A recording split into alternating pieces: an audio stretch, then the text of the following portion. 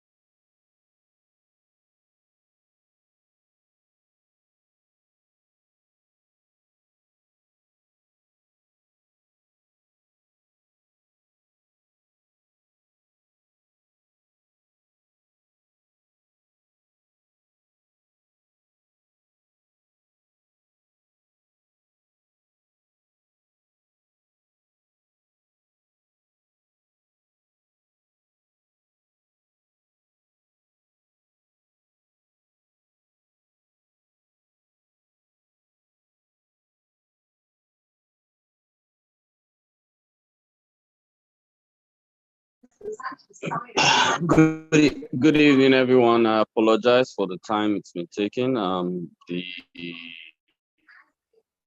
facilitator is trying to get in. I'd like to commend the AAC for submitting its assignment. I received it sometime. Edie, you're breaking up.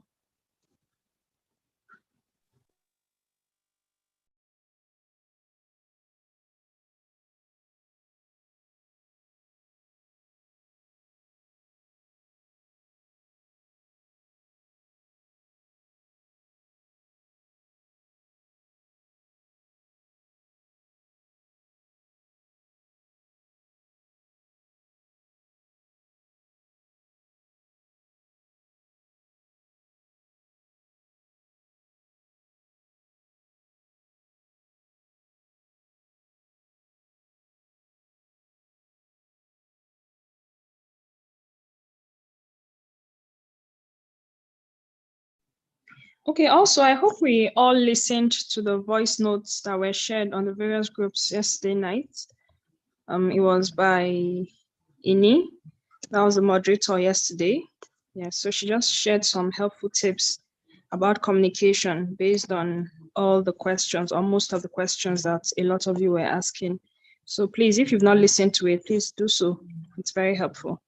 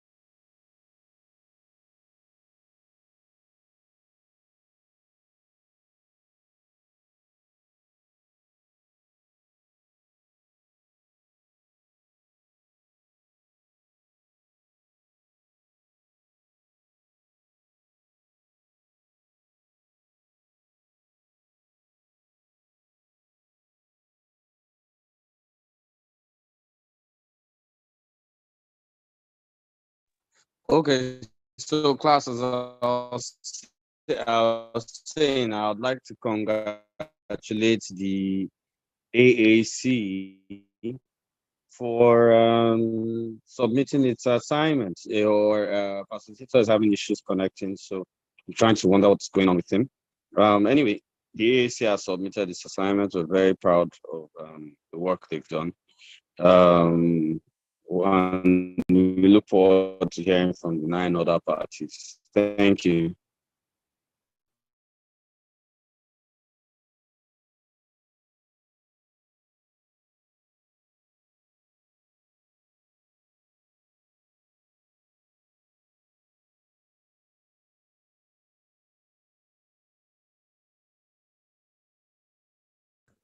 Also, I hope we've perused through the materials that were dropped on the Telegram group.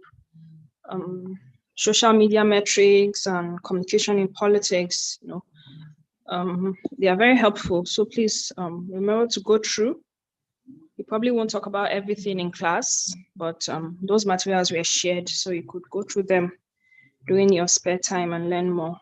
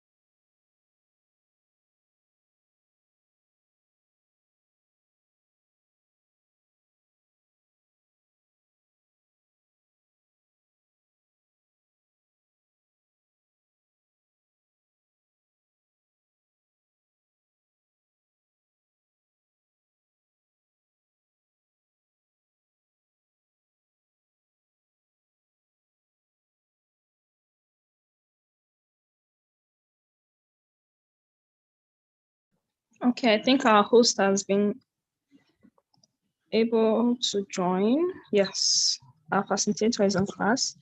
So I will just quickly read his profile and then we can get right to it. So today's topic is communication in politics, social media. And thank you, Edie. Okay. And our facilitator for today is Mr. Ken.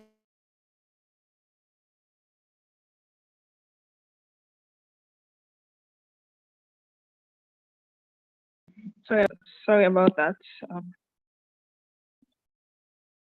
Sorry about that. The call came in. Okay, so communication in politics. Our facilitator for today is Mr. Kevin Akuje. He's a member of the Board of Trustees of the Electoral College in Nigeria. Kevin Akuje is a brand engagement consultant, politician, public speaker, security commentator, social analyst, and a serial mediapreneur. He was a candidate in the last general election where he ran for a seat in the National Assembly to represent Kogi East Senatorial District. He also is the country director for SDG Radio and founder of the Climate Action Nigeria. He's a University of Abuja alumni and the prestigious class of 96 Nigerian Defense Academy, trained, and he has a master's in defense and strategic studies. He's an avid martial arts enthusiast. He's a climate reality leader, and he's an alternative dispute resolution practitioner. Wow, he wears many hats. He's a member of the Board of Trustees, Electoral College in Nigeria. Kevin was born to a family of 4 siblings.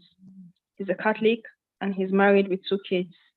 Mr. Kevin, you're welcome, sir. It's always a pleasure to have you each cohort.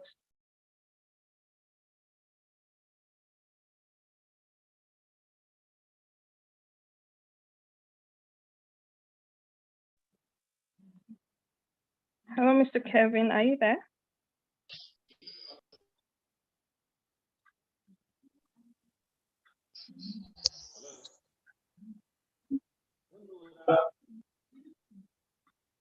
Okay, you're breaking up a bit. Okay, yes, we can see you. Hello? Yes, we can see you, we can hear you. Yes, we Because I can. can't hear from your own end. Oh, really? It's really, Lisa, if you are there, if you can hear me, can you just communicate that you can hear me so I can just continue with the slide? Oh, okay, okay. We can hear you, Kevin, clearly.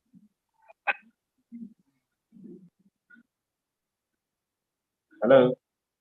Okay, beautiful, you can hear me. Okay. Yeah. So then we'll just continue. Okay, So, all right. apologies for technical challenges. As always, one of the interesting things we have to do while we have virtual courses like this of this nature. So, but once more, thank you for your patience, everyone. As the topic implies, communication in politics, we have been able to run through this course for over the past 9 diets of the communication of the electoral college. And it's been a pleasure to be able to have this engagement with everyone because how we understand concepts. I presume we have running while perhaps something. Or I should just continue independent. Will the slides be up? Okay, sure. Yes, will the slides be up or I should continue independently because I still have my own copy of the slide.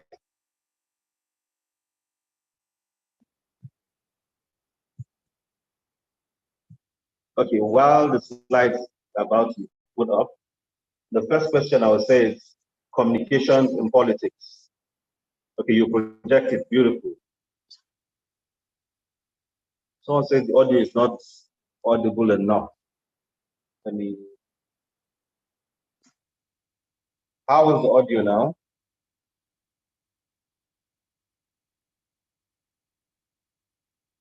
Okay, so the first point that we want to bring to bear is the fact that the internet never forgets.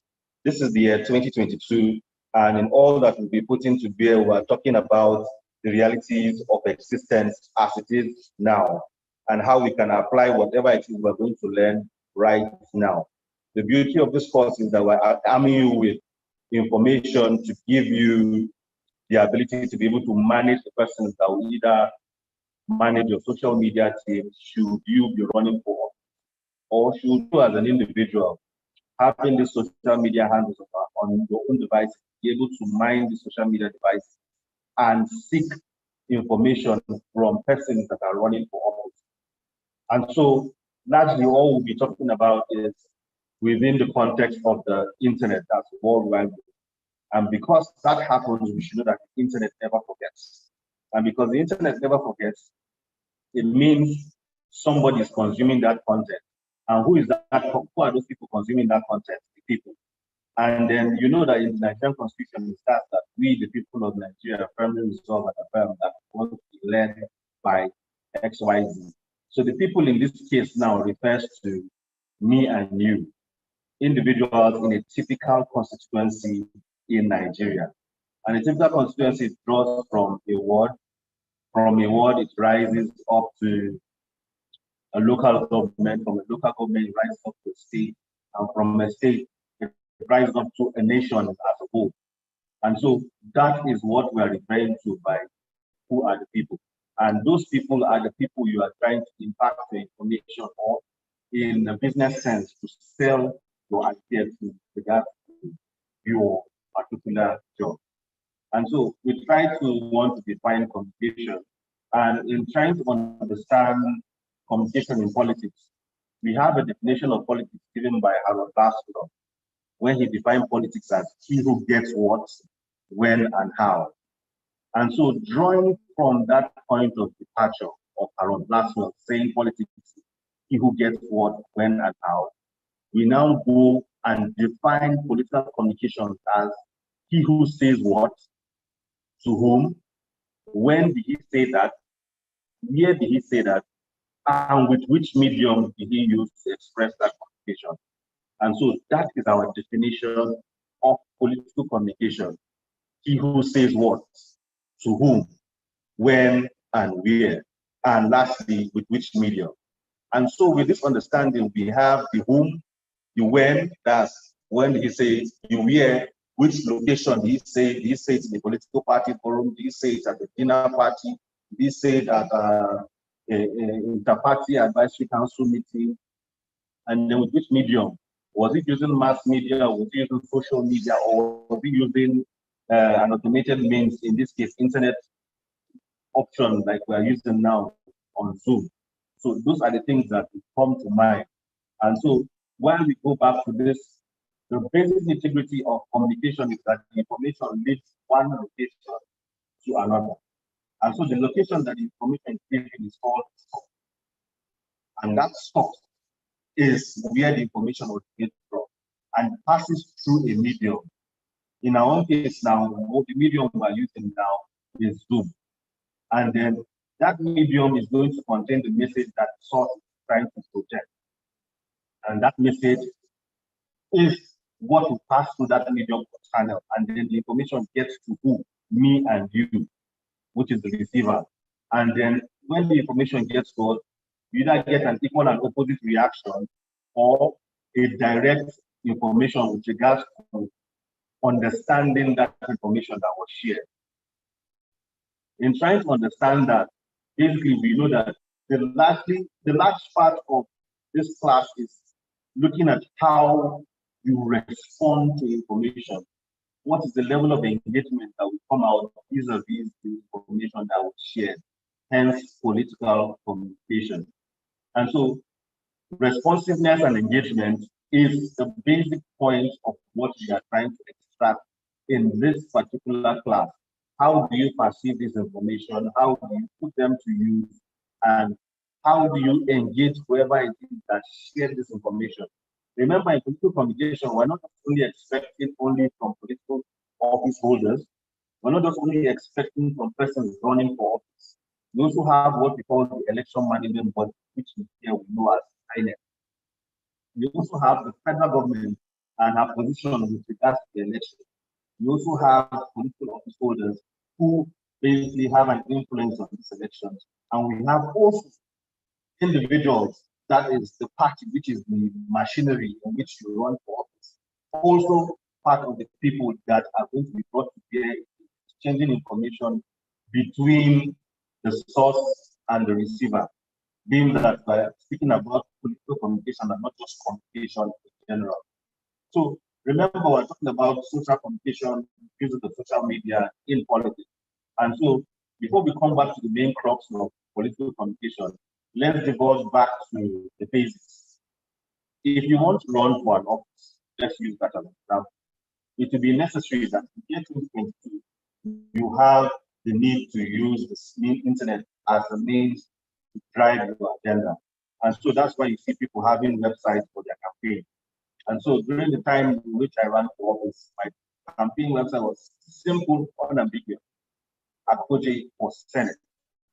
You do not want to complicate the scenario by using a verbose amount of words with regard to expressing what you are trying to let them know. And so by the time you have created a website, you need to ensure that your website is secure. Because if your website is not secure, your website can be hacked by either your opponents or by third parties who will log in and then misconstrue the information or narrative that you are trying to pass across in that conversation. Same thing, we talk about what we call microsite. And microsite refers to platforms like Twitter, where you put your outbursts in threads and people get to see. So remember, because we are trying to put out a narrative, there are many mediums in which you can express. Another one is Wikipedia. Wikipedia is a place in which, in quote, in the research balance, we claim that Wikipedia is not a verifiable source of information because it can be edited by people. Regardless, it stands as a position where you can go ahead and put out your content regards your own activities that you want to run as a candidate. In this case, let us talk from the time we are in now politics of Nigeria. We have moved past the stage of primaries, and whoever we have now is an actual flag bearer of a party for a particular position and for a scheduled period of time for elections from the 2022 election. So beneath now, we have what we call search engine optimization. With search engine optimization, it makes it easier for persons if they want to search for your website, they find it out. And so whoever is going to design your website, you need to make sure that it has those keywords, those key engine words to be able to capture your page, a good landing page, beautiful pictures, a call to action, a phone number, a direct unambiguous address. So those are the basic things that you put to bear in your search engine to make sure that your own page comes up whenever you're searching Google search page. Next is adverts and promotion. Remember, we're talking about things to do on a bit of World Wide Web with regards to showcasing that particular narrative, this case, the website. So you can also do adverts and promotion to showcase that. Now, we talked about source medium. In trying to analyze media, that we'll be talking about types of media mentioned. I'm sure when I say media mentioned, you all understand that part, especially when it comes to using Twitter and using Instagram or Facebook. When you say, you ask me your comment, where are you headed to, or what is the idea about? So that are media mentioned. That's media mentioned. Also have media mentioned from TV. We have media mentioned newspapers. So in talking about types of mass media, we have traditional media, conventional media. Traditional media talks largely about the option in which we use the traditional means of expressing ideas. It looks very uncomplicated now when we use traditional media, but it is of great value right now because we are exploring it. When you hear things like town hall meeting, the town hall meeting is just a slight departure from the town crier shouting in the street saying, hello people, come to so location. We want to talk to you about what we are running for. We want to do this about this particular person running for. So that is what comes to play with regards to traditional media. We now have mass media in the case of newspapers, magazines, blogs, and what have you. Those are mediums also which can share information. We have electronic media. This is the means of electronic media because we're using the internet and digital devices. We have billboards, we have digital billboards. So these are mediums in which you can advance conversation. But the major thing that needs or is of great importance is what exactly is the information you are trying to put out there. Because if you do not understand the information you're trying to put out there, even you that is trying to manage it, you will get confused in how you're trying to do that. But by the time you have your narrative on check, you and your team, it makes it a lot easier to manage that narrative. And so we talk about social media. We will not be going deep into different social media, but we all know that there are multiple social media. In Nigeria, luckily for us, we have the platform to use text, audio, visual, pictures, and what have you. But with regards to social media in Nigeria, we largely find that individuals use Instagram, Facebook, Twitter, now TikTok as the major source of communication. And most of these apps are already even pre-downloaded on our mobile devices. So it makes it easier. Unlike you having to want to download Tumblr, you want to download YouTube, or you want to download DJ Plus, and some other platforms. In this case, now, these are the basic ones that we're using. And so that's why in driving down our conversation, we are looking at just the four of them: Facebook, video sharing apps, login apps, and then networking apps. For networking, you look at the options Facebook, Google Plus, and LinkedIn.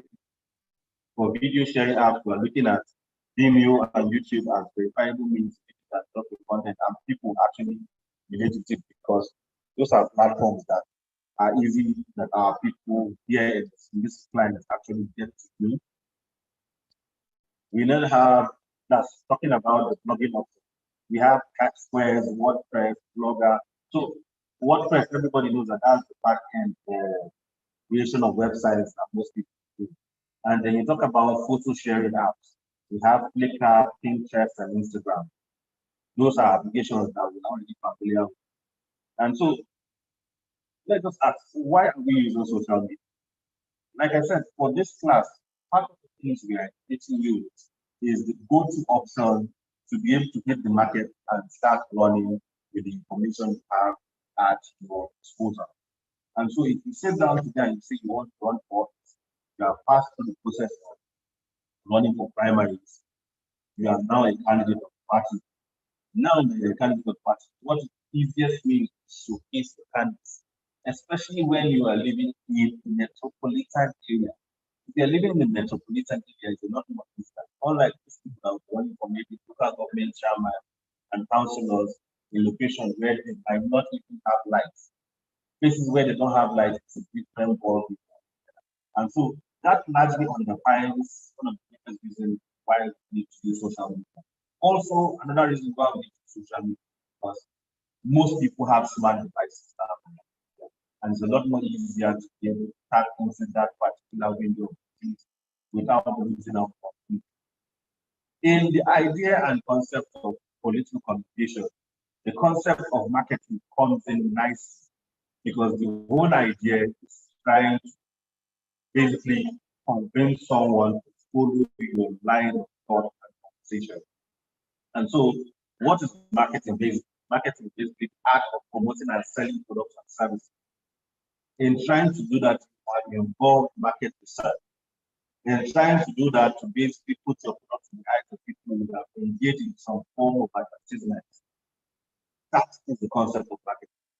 The simple way in which goods and services move from concept, that's the ideas in your head, the ideas of your party, the ideas of your legislative pledge, that's in case if you are running for a legislative office. From those ideas all the way to the consequence. And that consequence refers to those who are going to vote for you. We will not go into other applications of marketing. We just want to understand the concept of the idea. And then we ask why marketing? Why marketing? Because obviously there exists a problem that is solved. One, which is the transient role in which people play in occupying public office. And so the person that is public office has still fallen. And so it is not going to be replaced. If the person that is still there wants to continue, he will need to run for office, not an automatic ticket that he automatically gets the position that moves on. Why? In Nigeria, we have a constitutionally defined means in which you must run for office and you must present yourself to the party. The next reason why we understand the person that is running for office, what is the crux of the idea of why he's running for office? Because he has a product or service to offer. It's because the person has an idea that he wants to share with his people. And then, not to put this lightly, so there are some people that are running for office because they have the right links, they have the right job, they have done a whole lot before now, they have the money to do it. And so, because of that, they just ask, why won't I run for office? And so they stand up and they can't run for office and start the conversation process. In other cases, some people, it's a burning passion to want to serve their people. And so, regardless of their position, state, and time, they are out there to want to present their people. The next is some people, they see it as a job, especially those ones who have now become lifetime. Let me use city office as an example. People who have long services. For them, they've even forgotten the part where they're actually representing the consequences. And now they just see it as a job. And they now basically lose sight of all that and not easily meeting up as expected. But that aside, in trying to understand the concept, there are some salient points that there's a product, there's a price and pay, there's a medium, there are things you need to do in order to get this office, and there's a place in which it should take place. And so for the product is the different offices from presidency, executive to executive in the states, that's the governors to the local government chairman and the executive arm, which is the councillors. The price you're going to pay is, as always, most at times the tickets for your seats or for all the seats are not free. You need to, so you already pay the price by finance, you are paying the price to time, energy, and resources. And so do not think that the whole idea of competition is not without some sort of loss, in this case, financial. Promotion. You that are running for office, you put out your campaign, you have your campaign team selling out your idea. Your political party also be somewhere selling out the ideals of the political party and your party logo. Remember, we're talking political competition, not just talking amiss. Remember, in Nigeria, there will be no names on the ballot paper. All that will be on the ballot paper is the logo of a particular political party. And so if your people do not understand what your logo is, trust me, you will lose out on some votes. At least if not for anything, two big parties, we saw how it was during their primaries, where people that came to run for certain positions not even know what or how to spell the names of their principals. And then they just went ahead and they had to involve agents in primaries for the first time in the history of Nigeria's primary election. We now had agents having to help them write them. So an interesting scenario, but it happened as usual. We adapted to it. And so with regards to place where this market takes place, is the electioneering set, which we are approaching now. Lucky for us, so we can actually place everything right now as we speak. In the next 2 weeks, campaigns will be open and we begin to see all sorts between political office holders, between persons that are running for office candidates, between political all faced and directed at the consequence. So now we just divulge into the social media that we mentioned past. We talked about Facebook, Instagram, Twitter, LinkedIn. This course is also a direct means to give you a crash course on how to use this social media in advancing your objective. As running through all the social media, there is a language governance that exists on all the platforms. And so if you use vulgar words, post story videos, post new pictures to some extent, all of these platforms, all of these 5 platforms which we are on now, you will notice that your information will be dropped. If you go and you engage with, in this case, you are using harsh languages on any of these platforms, if you want to post text, video, or any graphic design, that post will be blocked. So you need to also learn how many posts on that particular platform. What type of text format you need to share or use on that particular platform. You need to arm yourself with this whole information. And then also with regards to what we have, advances to see cross-posting, wherein if you use the Facebook Business Manager and you post something, you can actually get your Instagram account. Or if you are using Instagram, you can select the button to start information with your account. So there are a variety of ways in which you can be able to manage the communication that is put out with regards to using this social media, which does not have any challenge. And so you look at video sharing apps like Facebook, Instagram, and YouTube. Those platforms drop longer messages with regards to your campaign. And so I do not expect anybody not to exploit. You are running for office. It is necessary that you have a YouTube profile. Not when I say necessary, if the people that you are appealing to will have access to consume the content, yeah, beautiful. Like I said, if you are running for an office in the FCC, it's different from you running for an office in Ibadan local government, for instance, or this state. it could eat. Why I will say that is because, first of all, Ibadan local government doesn't have light. And so if you don't have light, where do you want to charge your digital device and then now go and put that thing? So you need to basically, the whole idea of political education is seeking the easiest, most profitable option to express your idea to the customer.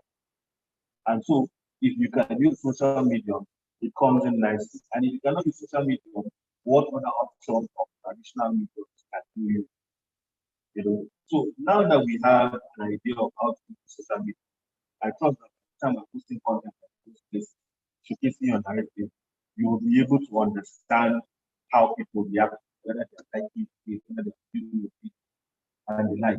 But before you even make that post, you need to ask some basic science. This post you want to make, does it indeed have value to that what's on? Does it have a direct demographic that information is addressing? Because if it does not have a direct demographic address, your updates will be at this. Remember, if you are running for the post of, let's say, a legislative office in the state house, unless it's national assembly, you know that your primary duty is to push legislation. You are a legislative arm, not an executive arm. And so if you come out and you are using communication in the light of telling me I'll provide food for you, I'll provide light for you, I'll do X, I'll do Y, you know that that already is an ambiguous. You're basically you're already engaging and lack of focus because as a legislative officer, you are only supposed to be talking about the power. Let's not worry about the whole idea of concept of consequency allowed now being paid have some measure of key in trying to push their political position. Let not be as if they are only job as animal farm, drinking milk and occupying space and enjoying the wealth of nature. The next is this particular update, does it concern what you are advancing, directly advancing?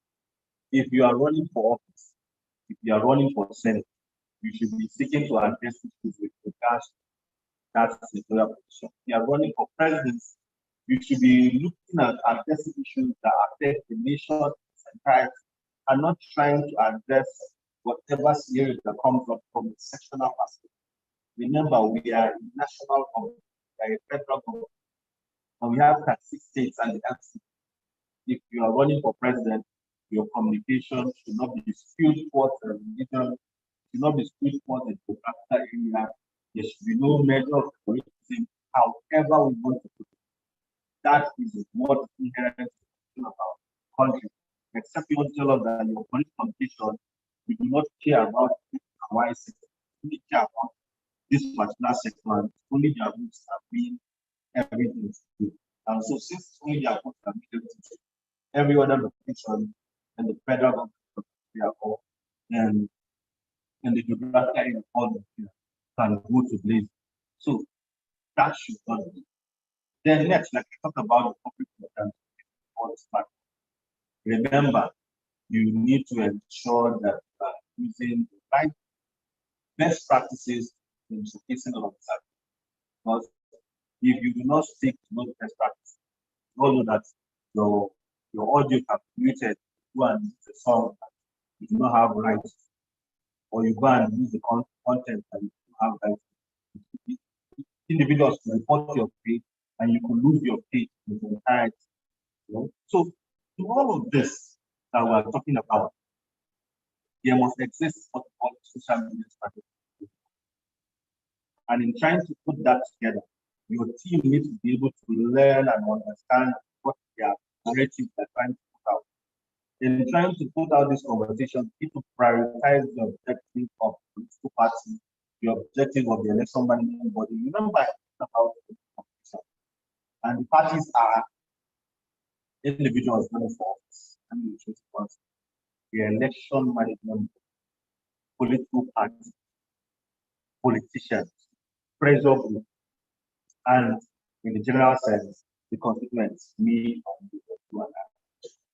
You know, you need to prioritize the narrative with regards to who you want to speak or whatever. Remember, you need to define your activities and how you move around. Which platform to use, when you go to this platform, so that it's going to be every. How do you engage people on this platform? Do you reply? Do you do mentions? You know, do you do sponsored ads? You know, and then while you're doing that, are you listening to calls of people? Because it's not enough to put a positive structure and it is just there and nobody listens to it.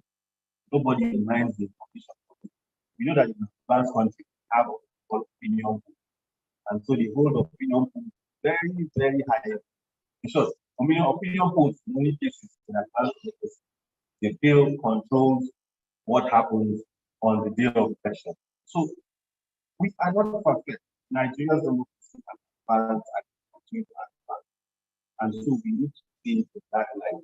And because we are seeing it in that light, we need to put our backs in there and ensure that in putting out the social media strategy, we are indeed within the return on investment.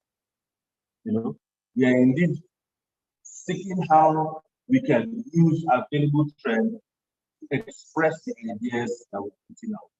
We are looking at how we can pick the analytics of, okay, we see this person candidacy. 93% of the people advancing candidacy are from this zone. How do you, as a political competitor, skew that information in your favor to be able to get some more person to follow your narrative from that particular area? You know, how do you use your social capital?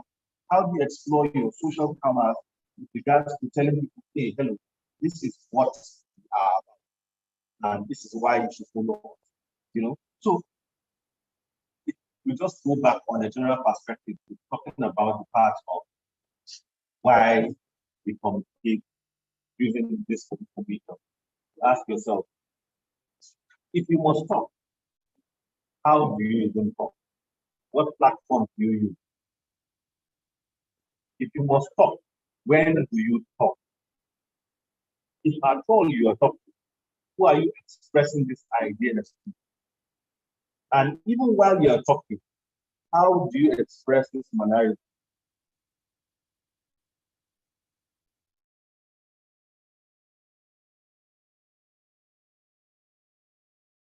How do you express this manner? Because like we all know that in Nigeria, there's what we call the body language. And I think body language it goes a long way in a whole lot of things that happen in political life. So we'll be talking about that in a lot more broader perspective. So if you must talk, you must engage in it. You need to know how to do that. You need to know when to do that. You know who exactly is the democratic appealing. You need to understand the mechanisms which you get to specify. In trying to explain to persons in a local area, it's different from how you express those same ideas in a metropolitan area. You might have to use local language having to communicate to people in the rural area. You know, you might have to use a whole lot of pictograms. You might have to use a whole lot of descriptive narratives. But if you are in a rural area, you can seek to use trends like hashtags, you can choose to use electronic means to express your ideas. But you need to know that however you do it, there are certain ethical responsibilities for politicians. And how they execute those ideas affect either positively or negatively their campaigns and who they are expressing these ideas. And remember, in political competition, remember we talked about the idea that it comes both ways. And so if you that is engaging in political competition, four things you need to ask yourself is, are you reactionary with regards to competition? Are you progressive? Are you empathetic? Or are you diplomatic? That's how you think to competition. Or that's how you express your replies. Or it's regards to how you engage individuals within the concept of these ideas. So these are things that you need to have directly at the tip of the hand. In talking about political conditions, I create consistency players so that we know and understand. Because if you don't know the players and what they stand for, you're not able to manage it. The idea of political and governance class is to arm you with information so that you cannot be cajoled anywhere you go to. Arm you with information so that you can present yourself in a good light to run for office, to present yourself in a great light to be an ambassador of the electoral college, and all that we are put in place to ensure that we are dedicated towards this measure. So just break another subset of political competition. How do politicians and electorate can compete? One way is through political parties. And so we see persons wanting to influence political ideas, wanting to influence persons that will fight certain positions, and you do not join the political party. And then you complain by saying, imagine the candidate we have now. This party can do better than this. The only way you can achieve that is by joining that party. And so if you've not joined the political party and you want to express so much control with regards to who they bring out as their representative for whatever position in the general election, you cannot achieve that. Because you only achieve that when you join the political party. Because it's only members of the political party that vote in primary. Remember, the action of voting in primaries is actually a political communication, always a physical manifestation of you working and casting your vote for a particular candidate, for a particular individual to become the party's candidate and flag bearer for that position. Another means in which politicians and elected compete is through the political process. And the one we all know, the easiest one is election. We have an electionary year coming 2023 for most states, and then some other states we have some of the elections coming in 2024. But the electionary year is right upon us. We have another option of what we call a recall. In Kogi State, we had the very privilege of having to experience the idea of individuals wanting to recall the legislative officer from the votes that he was playing. So that is actually a list of the town hall meetings. We spoke about this because and I was expressing the ideas of traditional movement. We have constituency meetings, we have board meetings. The whole idea is, however crude, however minimal, put your people together and engage in conversation. And then remember, we're talking about the digital age. Now we're having conversations over Zoom. You also have the means in which you can send letters to your representative. You can send email. You can call. You can send an SMS. You can even basically, how will I put it? Okay, let's just limit all of these options: email, calls, SMS, and letters. So we say, remember, in as much as we are talking about processes taking place or actions taking place in the political process, the actions of the election management body can be called to order also by the people. We remember the whole idea of resident electoral commissioners or states reps being appointed from certain political parties. It happened in the past, and the people came out in mass and challenged that particular action or judgment or decision of the government of the day, and it changed.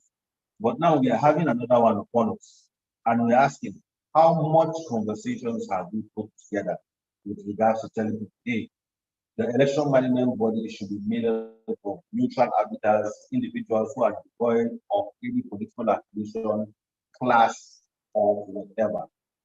Because if we do not have the election management body in complete neutrality, then the results of the elections might not be fair and credible as we want it, as the international community too wants it, and the like.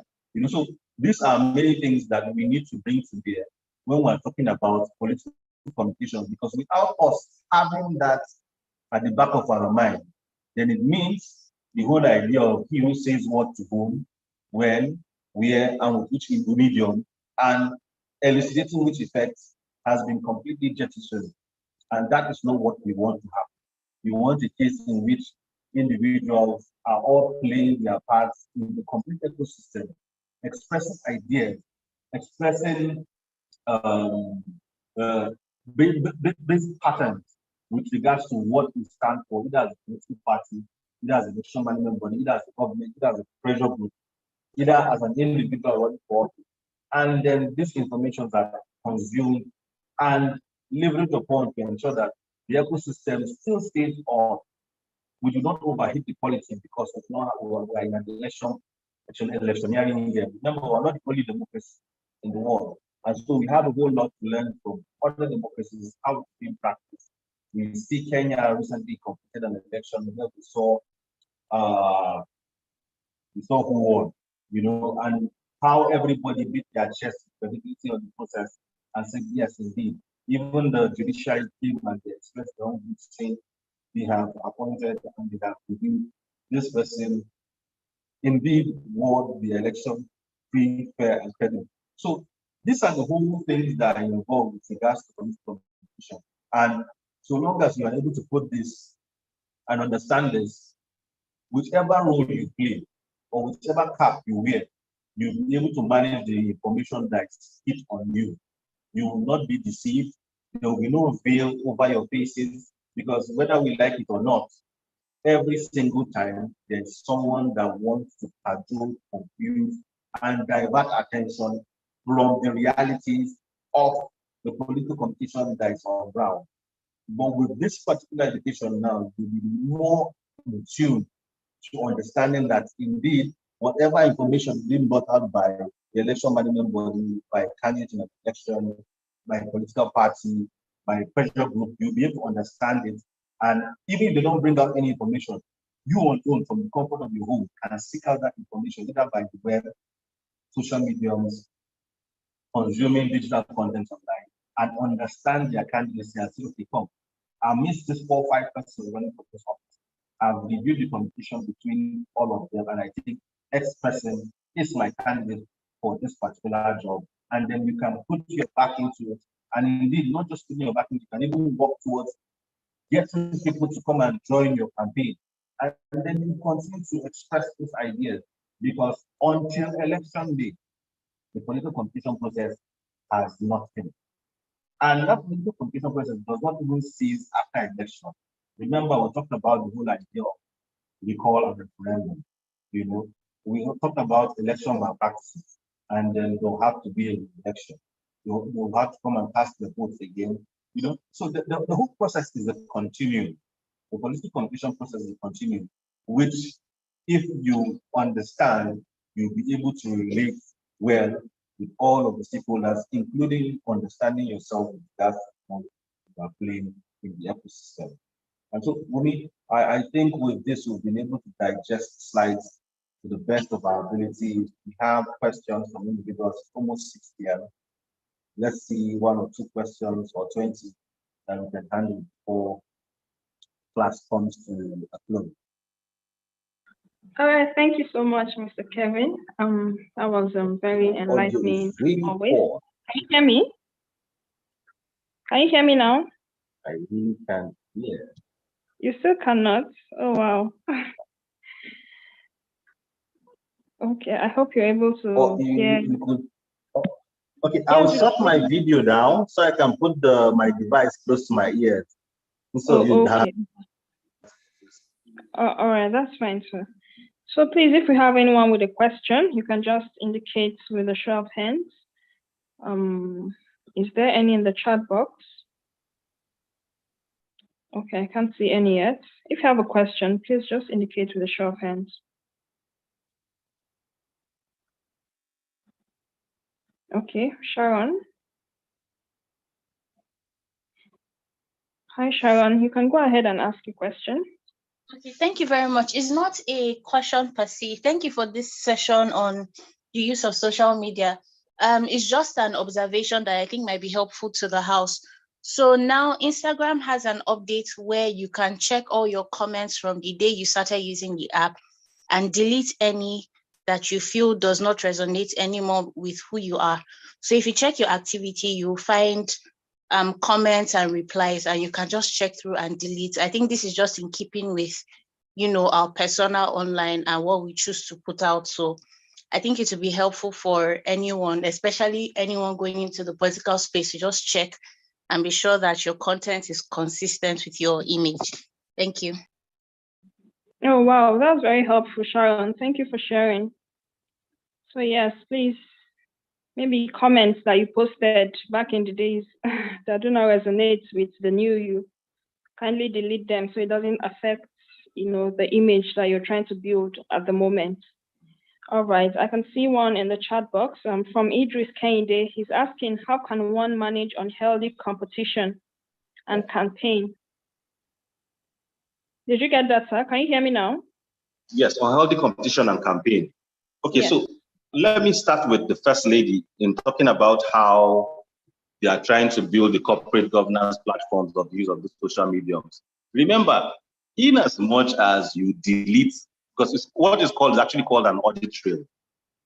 It is always good at every time to do an audit trail on your digital footprint. And by so doing, you try to mop up ideas that no longer resonate to you as it was before. But while doing that, remember, there's what we call the folder of screenshots. And Nigerians are the grandfathers of presenting screenshots. So if you like, do what you want to go and do and delete. That is why the first thing I said in the beginning of our conversation is the internet never forgets. What is wrong if, as the day you are born, as you are growing up, you are an upright man or woman in content and character from day 1 to Z? Why must you be a terrible person and you want to now change? Or you're a good person, you don't want to be a terrible person? If you know you want to play a role in an ecosystem, you need to act accordingly. Then next is, how do you perform in an unhealthy competition? So in trying to understand politics is actually war by other means. If I use the definition of, what's his name? Politics means war by other means. And when you're at war, there's no love. There's complete and unhealthy rivalry back to back. And since that is happening, you need to be able to deal with it. And so if you don't know how to deal with it, it's going to become a huge problem for you to manage. And so the only way for you to learn that is what I talked about in how do you manage your communication process. Are you reactionary? Are you progressive? Are you empathetic? Or are you diplomatic with regards to how you relate to information that is being shared with you? So those are the things that you need to bring or understand with regards to how to manage unhealthy rivalry in a political environment. Thank you.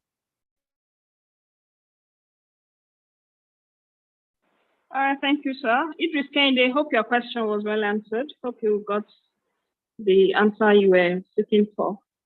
Queen Esther, you can go ahead and ask your question. I saw your hand up just now. Queen Esther, are you there? Oh, hi. Yeah, I was trying to unmute. Right. Can you hear me? Yes, we can.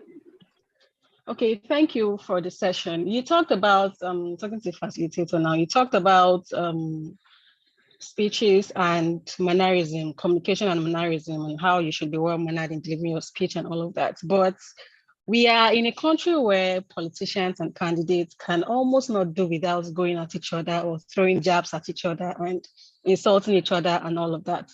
And it seems to be what sells. And if we're looking at the reality on ground, especially for people who want to go into politics in this country, they tend to toe that way.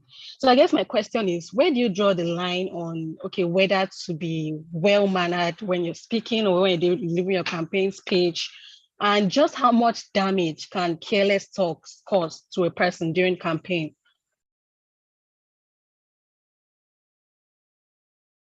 How much damage can careless talk be in a campaign? Is that the question? Hello? Hello? We can hear you, sir. Okay, I'm trying to get, is that the line of the question? How much damage can happen with careless conversations or outbursts? Yes, she was asking how much damage, careless conversation can cause, careless talks. Okay, that's what I just enumerated in my response to having to deal with unhealthy competition and rivalry.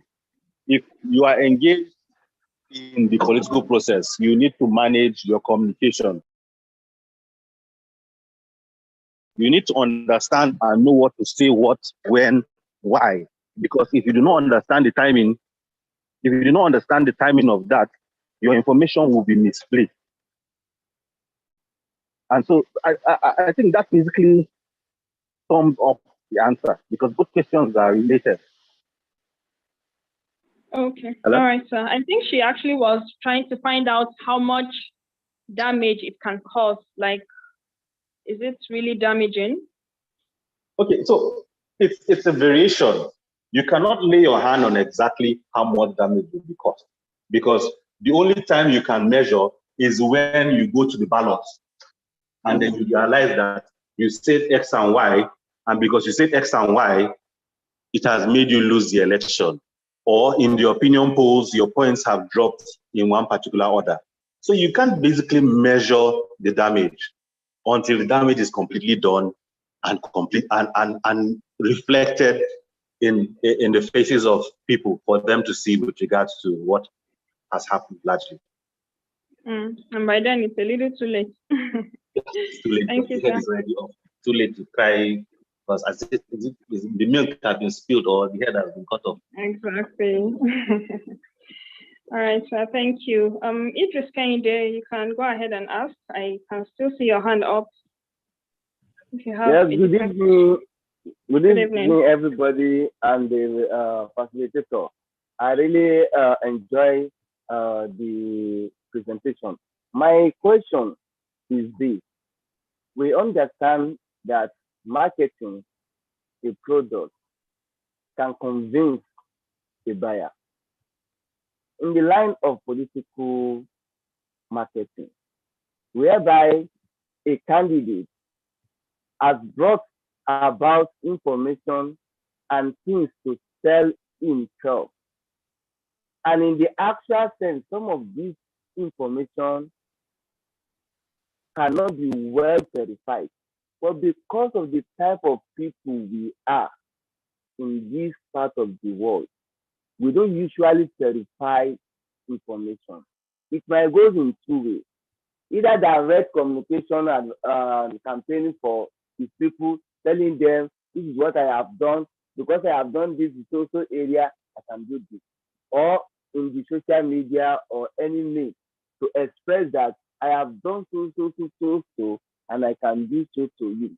How much can this influence the result of election during electionary period?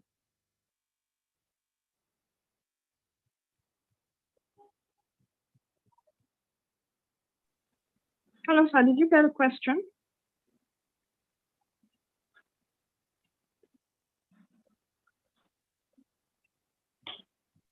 Okay, so with regards to verification, the onus basically lies on the stakeholders at play. And so if someone comes and says, I'm running for a position in Kogi East, and Kogi East has 300 local governments, 96 words, and that information is wrong, it means the onus of debunking that particular information is going to be on the election management body or a political party or its other opponents. So there is no direct player that his or her own duty basically is to be verifying information. That particular presence of place is left to the players to be able to do. Nobody has that particular role. Just like how we know that INEC's job is to conduct free, fair, and credible elections. For this, there's nobody's job it is to verify information. So if you want to go ahead and lie that you built that mainland bridge, that's your cup of tea. If you want to go and lie that all through your run for office, all these years, you've only done X, Y, Z. It's none of our business. The burden of truth is not on us. And the need to verify or to change the narrative is not on any particular individual. It's left on all the players in that particular ecosystem to do. And so, same thing like when individuals come out and put a word on the election management body by saying that our resident electoral commissioners are active politicians of a certain political party. It is now left for the election management board to be able to debunk that information and then put our concerns to rest. So that's basically how it works. Thank you. All right. Thank you, sir. Idris, I hope that answered your question. Okay, let me just take a question from the chat box before we go back to those with their hands raised. Okay, so Umar Salman is asking, is it advisable for a candidate to personally reply to verbal attacks against him on the social media? Or should he hire people to do that? What are your thoughts on that, sir?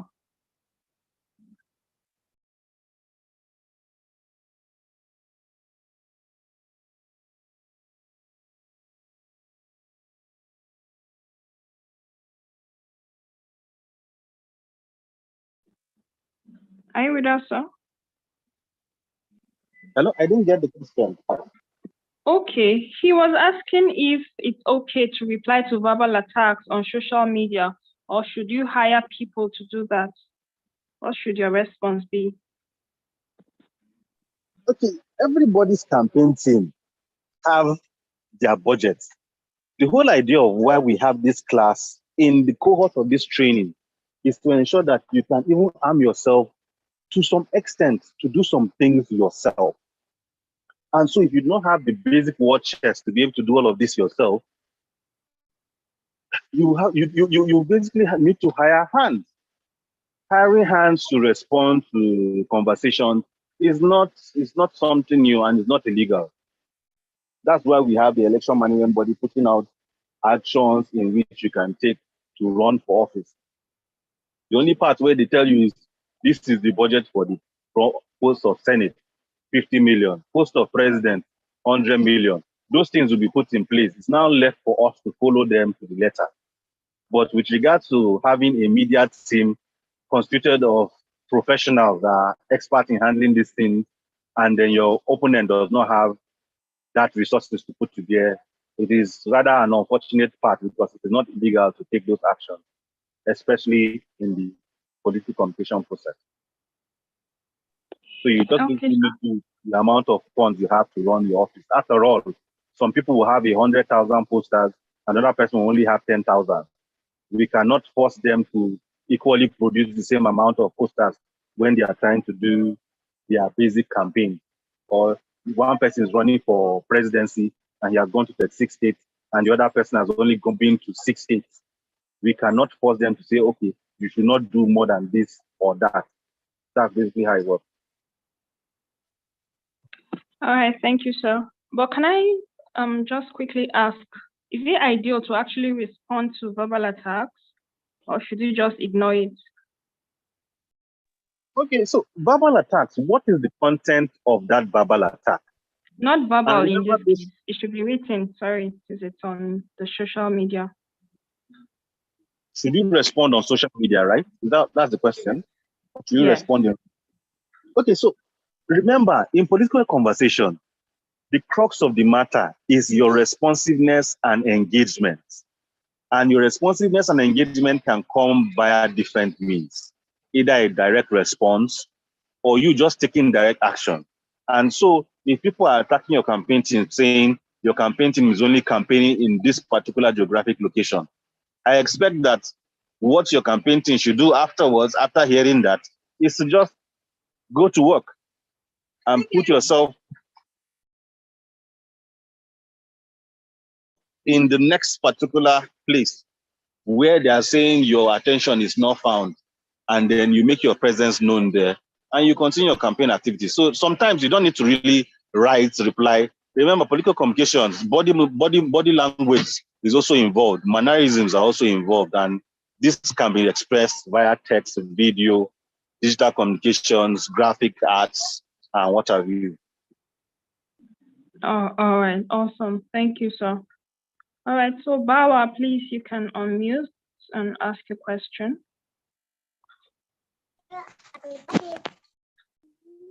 Good evening, sir. Although at the beginning of the class, I was not getting it well because I started the class inside rent in Jos. But along the line, I now pick up when the rain subside, despite that, even when I use my earpiece.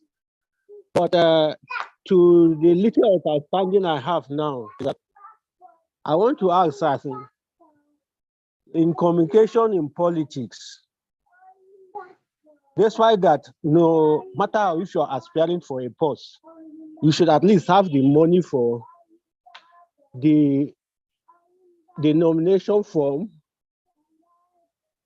and other necessary things which you may have.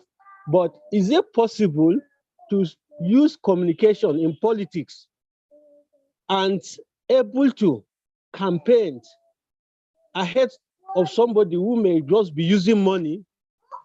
Because I'm looking at it that to some extent, even those the politicians that may be incumbent will still be campaigning and then maybe citing on projects that are not even executed there, but will still be making pronouncement of such projects.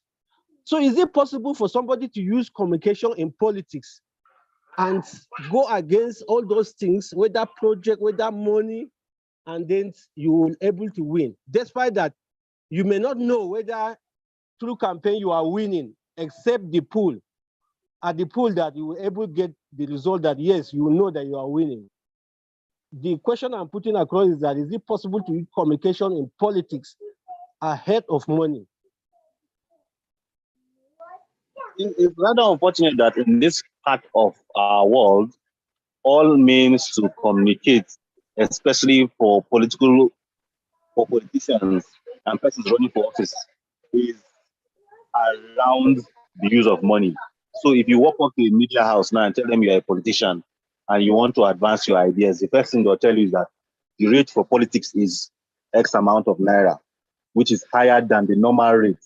Why? Because when it is politics seasons, everybody assumes that you bring a war chest to come to the table. And so that's the unfortunate part. Yes, you can use political communication to sway somebody's idea. Remember, in the whole idea of marketing, you are trying to sell a narrative. You are trying to put forth an idea however you can, and whatever best means and however cheaply you can. And that is what you are doing all the way. And so political communication can help you achieve all of that. But it is rather unfortunate that you must still spend money. You must still engage in some financial loss, which is the price we talked about earlier. So that's basically it. You cannot do without having to pay a certain price, however minimal. All right, sir. Thank you so much. You need money for politics. That's actually a basic fact. All right, James, please, you can unmute and ask a question.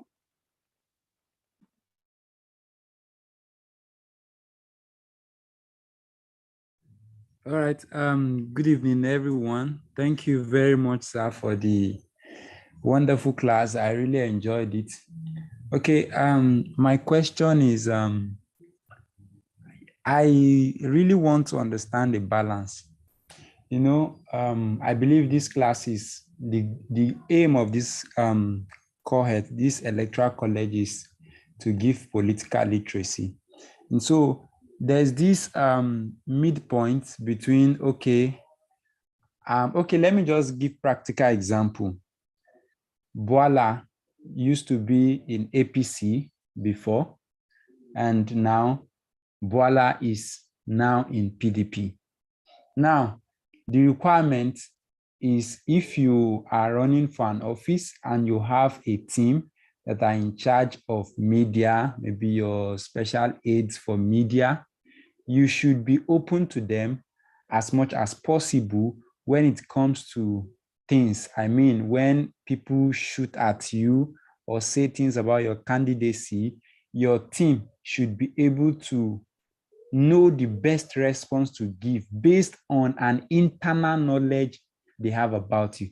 For example, if I'm in party A and I have, I'm going for the office of the president and I have a media team and I try to explain things to them. This is my life. This is what I've been into. This is what I've not been into. And so I needed to understand this so that when the war gaming starts, when the abuse, when the insult, when all this war kickstarts from the opposition, you would know the appropriate response to give. Now, I've been able to expose myself or a part of myself to my media team. Now, what I really want to understand is what happens when one of my media team that I had exposed myself to, as we practice politics in this part where we don't do politics based on ideology. Someone can be in PDP today and the next minute, boom, is in another party. Unlike countries like US or UK, you are Democrat forever, you are Republican forever. But in this our climate, especially in African climes, where we do not have political, people are not bound by political ideology to stand for what they believe in and with the party they believe in. What happens to the media or my own media team that I exposed myself or a part of myself to, now tomorrow finds himself in another party and he starts using those things, obviously, to hunt me down since he now has a new paymaster. So I really need you to explain this midpoint in this media communication in politics. I believe you get my question, sir. Thank you very much, sir. Okay, I get your question completely. Like I said earlier, I said there are certain ethical responsibilities that the players in this ecosystem need to hold dear. Let me use that language. And these ethical responsibilities are not coded anywhere. They are not codified. They are not written anywhere. And you cannot be held liable or not. And you cannot be taken to a court of law to an extent with regards to it. Because you asked the question and you partially answered it with regards to ideology. For free, I'll tell you, all parties have an ideology. It is how we express and use it that is the question. And until the election management body puts a law in place and say, hello, 40 days to election, 40 days to primaries, you cannot cross carpet. And it is signed into law by the commander-in-chief, that's the president. That's after running through the National Assembly. Until that is done, however we want to express our sentiments, people will continue to cross carpet at any time they choose, so long as it's within the ambits of the law. Remember, you are not the only intelligent person here. All of them have intelligent campaign teams, and all of them are trying to see how they can work around the ecosystem and sell their candidacy. And so because they're all doing that, they'll go to where their interest lies. Remember, politics is a game of interest. And because it's a game of interest, it is interest that sways at every particular time. With regards to the media team, in as much as we have persons running for office, if they do not give full disclosure of who they are or what they stand for, you cannot beat your media team. And that is why your media team is supposed to work hand in glove with you, so that whatever it is that happens, they can also make reference to you and say, sir, this communication is out. How do you want to project this particular narrative? Because for we in the office, using the game theory, we think if we act so and so, we have a 95% chance of quashing this impression that people have on the narrative of your candidates. And then you take action. Or he gives his media team a total free hand to respond because they have understudied him and they know what he stands for. And so he's not worried at any particular time. Or he puts a policy in place where he says, if you see any post with the initials KA, know that it is Kevin Akode that posted. But if you see any post without my initials KA, know that it's my media team.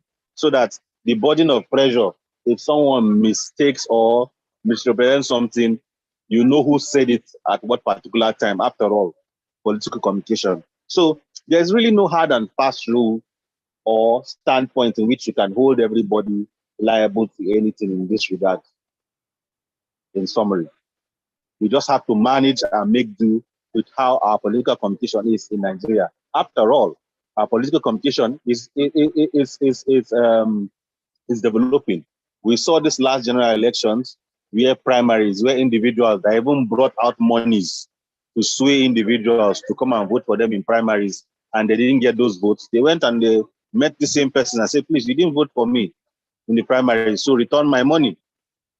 So it means, however we want to call it, that is a positive development in the advancement of our democracy, amongst many other things. So we continue to move, we continue to grow, and we continue to rise. And I'm sure with every single day that passes, our democratic environment continues to advance and make better.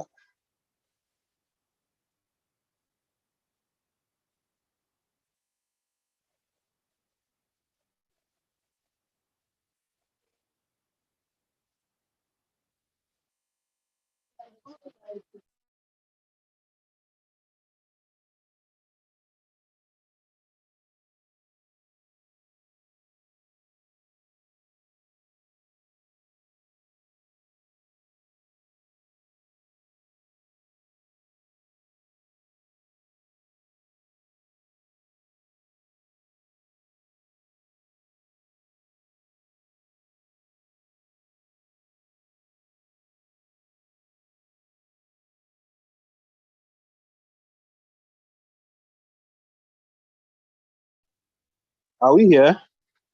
I can't seem to hear anybody anymore.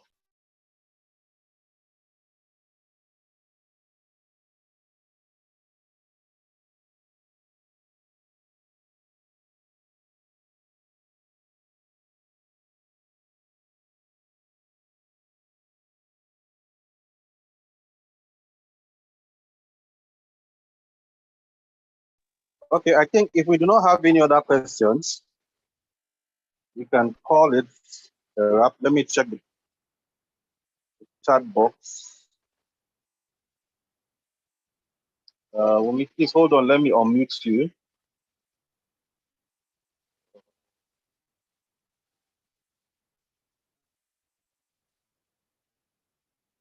Okay, I've unmuted you. Yes, thank you. I think my network went off, so I lost the host function, so I couldn't unmute anymore. Can you make me a co-host, sir, so I can unmute others? Okay, please just hold on. Let me see. All right, thank you.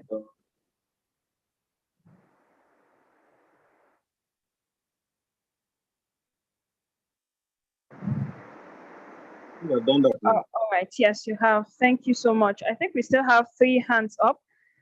Ibrahim Mohammed, please, you can ask your question. Yeah, good evening. Hello, can you hear me? Please go ahead. Yes, my question is this. How, from the part of the electorate, how do you use the social media as a medium of communication for the electorate? How do you use the social media to verify a candidate's credibility? For example, especially in local government elections, you see a lot of postings on like Facebook for projects done and all that. But by the time within a local government, locality, you walk around, you may find only 20% of what is posted is actually true. So how do you use that type of medium to verify a candidate's credibility? Thank you. Okay, social media is a means to project information. Okay. And so, if a candidate comes and says he has received X amount of money and done X of work, yeah, here you find out where that information is kept. National Bureau of Statistics, Office of the Senior Special Advisor on the Sustainable Development Goals, if that particular project was tied to the SDGs, Ministry of Finance, if it was a project financed directly by the federal government, so that is where you go and seek information. And with that information, after tracking the details, you as an individual now can now come and say, hello, Mr. X said this yesterday, but we have visited the Ministry of Budget and Planning alongside the Ministry of Finance. And it was 20 billion that was earmarked for this particular project and not 10 billion as the honorable member brought to our notice in his publication or via his social media. And so that means you have now gone to seek information and now verified it.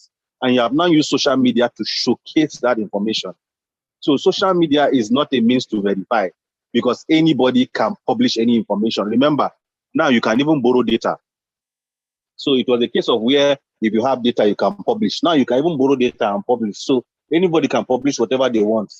It is only when you go to a verifiable source sanctioned by government that you can get information and now debunk an assertion of any matter with regards to a projection done by somebody, which is trying to deceive the individuals with regards to reality on ground. All right, sir. Thank you so much. Nimnan, please can you unmute and ask a question? Nimnan Emmanuel.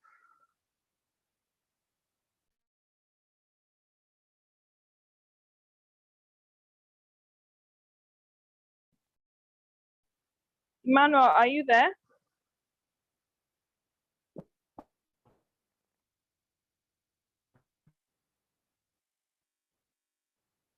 We can't hear you. Hello? Okay, we can hear you now. Please go ahead and ask a question. Can you hear? Yes, we can. Good evening. Yeah, good evening. Mr. Kelvin, good evening.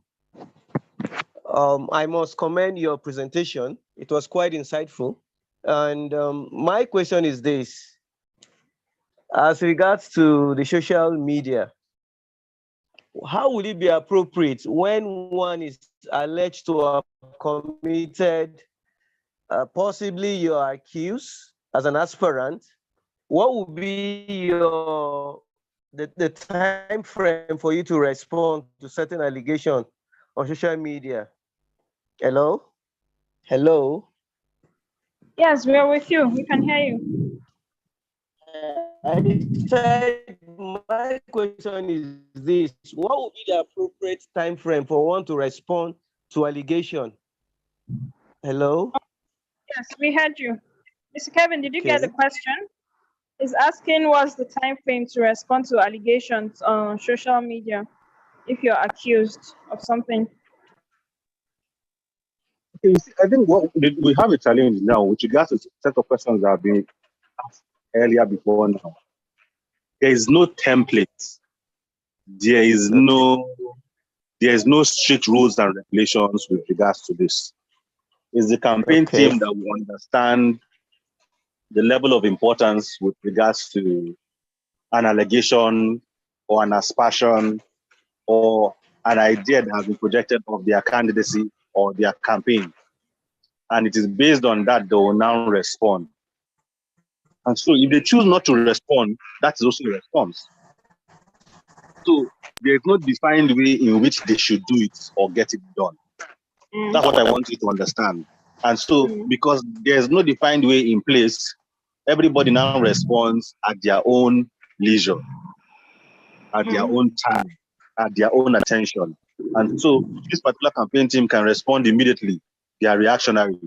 This particular campaign team can take their time to investigate.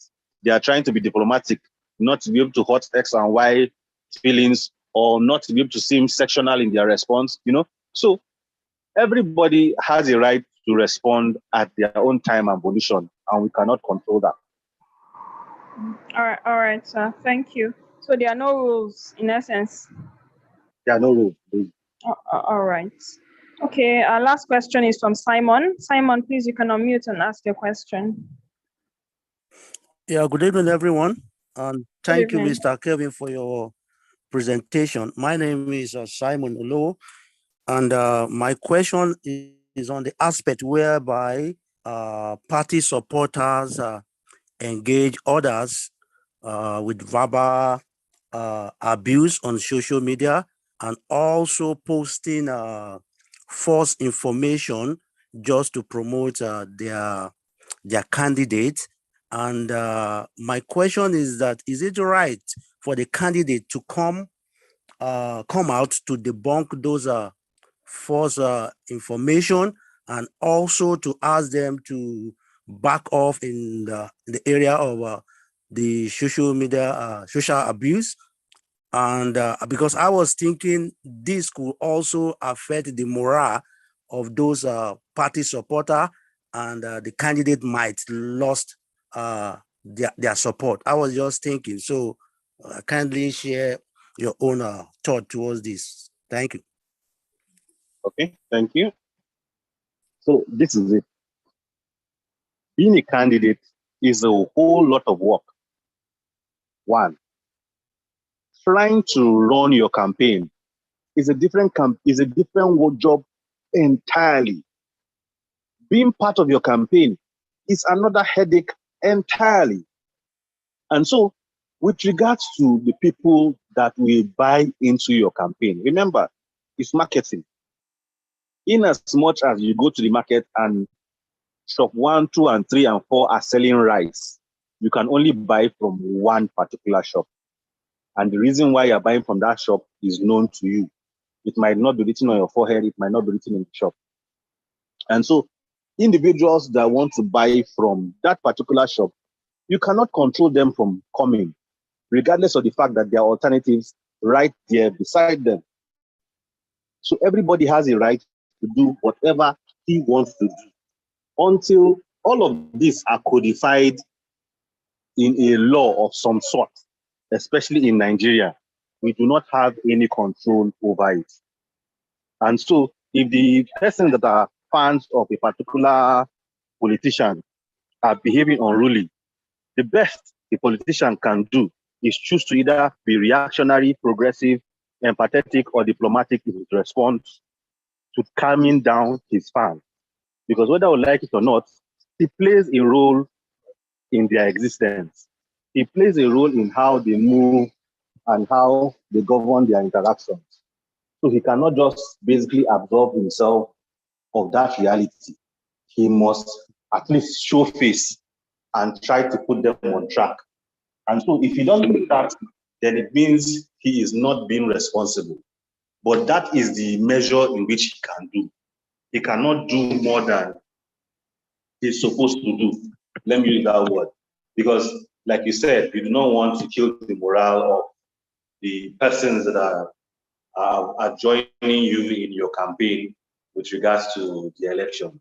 So he can just mention, call for caution, call for ease of interaction, call for change of mannerisms, but it's still left to every person that is at the other end of their keypad warriors. Some of them might even be your opponents, making those posts to look as if you and your fans making those posts. So you can never know, because you can't even check and confirm. I can bet you that if you take the two big political parties and you see individuals on the road, you cannot look at them and say, come, this particular person's DNA is of this political party or the ex-political party, because it's not written on their faces. So you cannot basically know who and who is actually using their keypads and chatting away whatever impression or narrative they want to give. So that is why you, as an individual, you as an alumni of this cohort, you as an individual that has passed through the electoral college, will need to act differently, perceive information differently, and then now act on it. Awesome, awesome. Thank you, sir. That was very apt. Okay, I think those are just the questions for today. I think a lot of people have been complaining of their network. It's really raining at some places. Oh yeah, here too. Okay, but thank you, sir. It's been an educative, enlightening, and interesting lecture, as always. And I'm sure whoever still has a question can reach out to you personally. Could you drop your social media handle, sir? Maybe in the chat box, so that whoever still needs clarification on one or two things.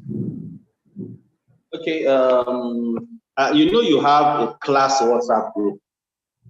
Okay, so I'll You just can get just it from you drop and you my, drop it there, yes, right? my Oh, phone oh, number, okay, email address, and the social media okay, handles there directly for them to okay, have. okay, awesome. I don't know how many people will be able to capture the information if I try to put it in the chat box. Yeah, okay, yeah, that's true. A lot of people have, I think their network has thrown them out. All right, sir, thank you so much. It's always a pleasure having you. You're part of us. It's always a pleasure having you. Thank you very much. All Good right. night, everyone. Good night. Thank you, sir. Thank you for your time. Can we just tell our facilitator thank you before he leaves? Thank you very much, sir. Thank you, sir. Thank you Thank very you. much. Thank you very much, sir. It's Thank very you. nice Thank you having very you. much. Thank you. Thank you so much. Very Thank you so much, insightful sir. session. Really appreciate it. Thank you very much, sir. Okay. Awesome. Awesome. Thank you all. Thank you all. All right, sir. This is why we'll call it an evening. So tomorrow, students, don't forget your assignments. Tomorrow is the deadline before class. So please, all the various groups, put your best foot forward and submit your assignment. I hope we also saw the information about the awards. Yes, there'll be a special award for the best group at the end of the course. Yes. So good night, everyone. See you tomorrow in class. Have a good evening.